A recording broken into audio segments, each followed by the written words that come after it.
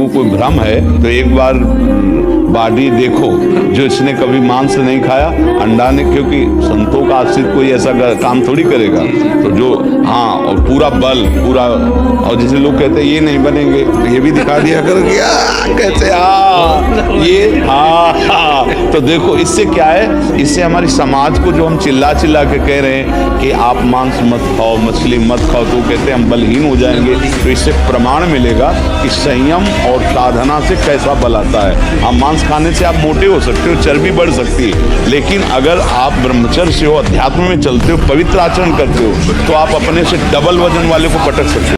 तो आज क्या है, ना हम निगमा अनुशासन में हैं, ना गुरु अनुशासन में हैं, तो मन हमारा मनमानी आचरण करता और भ्रष्ट होते चले जाते हैं। बहुत विचित्र संसार, बहुत। अभी तो क्या है, कुछ दिन बाद और देखना, आज ही आप सत्संग में सुन रहे थे कि अभी वो समय नहीं आया जो कलयुग का समय है, अभी अन्य युगों से अच्छा है, आगे जो इसका स्वरूप आएगा वो और विचित्र है। मनमानी आचरण, केवल मनमानी आचरण, हरि गुरु की कोई महत्ता नहीं, कोई।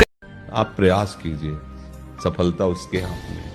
वो क्या बनाना चाहता है, आपको क्या करना चाहता है, मालिक जाने ना। दिन है तो रात आएगी, रात है तो निश्चित दिन आएगा। आज असफलता है तो निश्चित कल सफलता होगी। आज सफल हो तो कल असफल होने के लिए तैयार रहो। ब्रह्मचर्य को बचाने के लिए 1 घंटा व्यायाम की जरूरत है। दवा कोई वर्जिश से बेहतर नहीं, नुक्सा है कम खर्च, बालान से शक्ति बढ़े, फुर्ती लहे, चोट न अधिक पिराए, अन्न पचे चंगा रहे, कसरत सदा पाए। कम से कम 1500 दंड बैठक मारी, फिर 2, 4, 6 घंटे पद्मासन सिद्धासन में नस नाड़ी एकदम शुद्ध, तब ब्रह्मचर्य लगना चाहिए कि ब्रह्मचारी जाए। शयन करने के पहले हमें बैठना है, कुछ बातें डिलीट करनी है, कुछ बातें पुनः स्थापित करनी है। बैठकर हमें अपनी दिनचर्या पर दृष्टि डालनी है, आज गलती क्या हुई। फिर प्रारंभ में ही गुरुदेव भगवान संन्यास मार्ग में जिन्होंने हमें नैष्ठिक ब्रह्मचर्य का उपदेश किया था, उन्होंने ये बात डाल दी थी कि आपकी दिनचर्या कैसी हुई, आपको रोज जांचना है। उनमें से जो गलती हुई वो अपने दिमाग में बैठाना है। जो बातें आपके साधन के विरुद्ध है उनको नष्ट करना है, उनका नष्ट करना मतलब उनको स्वीकार ना करना होता है। जो गलती हुई आगे से ना हो, क्यों हुई ऐसा समझो।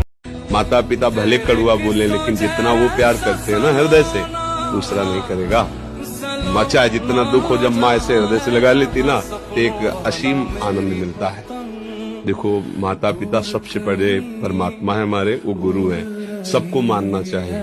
भाई वो वृद्ध माता पिता का व्यवहार नहीं देखना चाहिए, वो चाहे गाली दें, कड़वा व्यवहार करें, पर आपको है कि जब तक उनका शरीर रहे, उनकी दासता से युक्त रहोगे तो जीवन सुखी।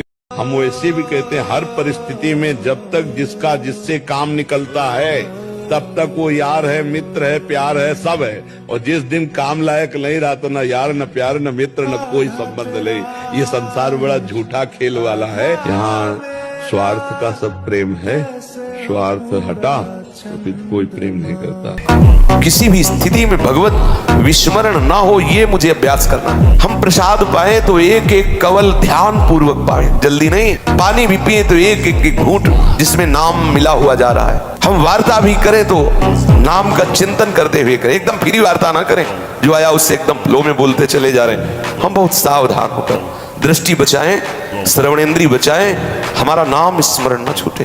हम दौड़ भी लगावें, नाम, व्यायाम करें, प्राणायाम करें, गृहस्थी के कार्य करें, जो भी दिनचर्या हो, नाम न छूटे, ऐसा अभ्यास करें।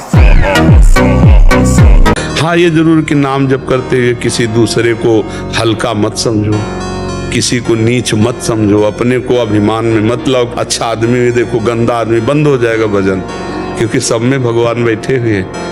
नाटक मंच पर वही बहुत रोल कर रहे हैं। अब ये ना समझ पाओ तो इतना तो समझ लो कि सब में भगवान है, हमको सबसे नीचे बनकर रहना है। तो इसलिए हमारी प्रार्थना है कि ब्रह्म ज्ञान, भगवत प्रेम, ये बहुत ऊंचाई पे रखा हुआ है।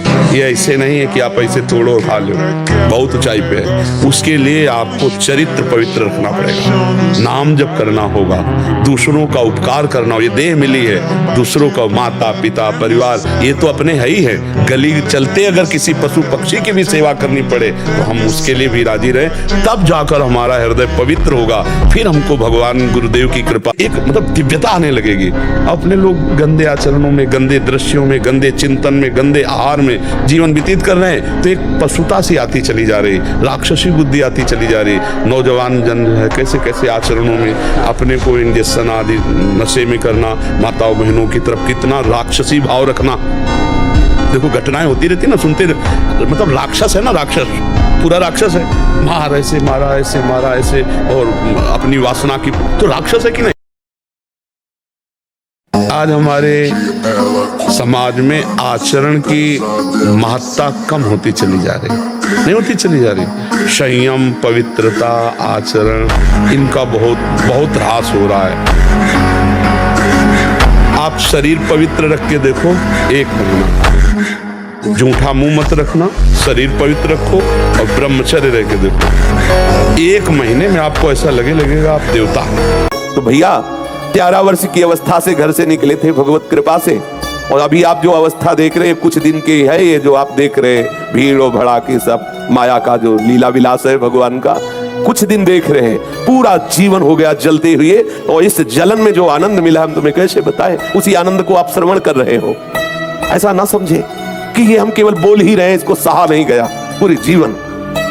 अगर हमारा जीवन प्रभु के लिए है तो प्रभु सिर्फ मेरे हैं ऐसा अनुभव होता है, सिर्फ मेरे प्रीतम, मेरे स्वामी। और कितना दुलार करते हम तुम्हें कैसे बताएं, वाणी की सामर्थ्य नहीं कि दुलार कैसे उनका दुलार होता है।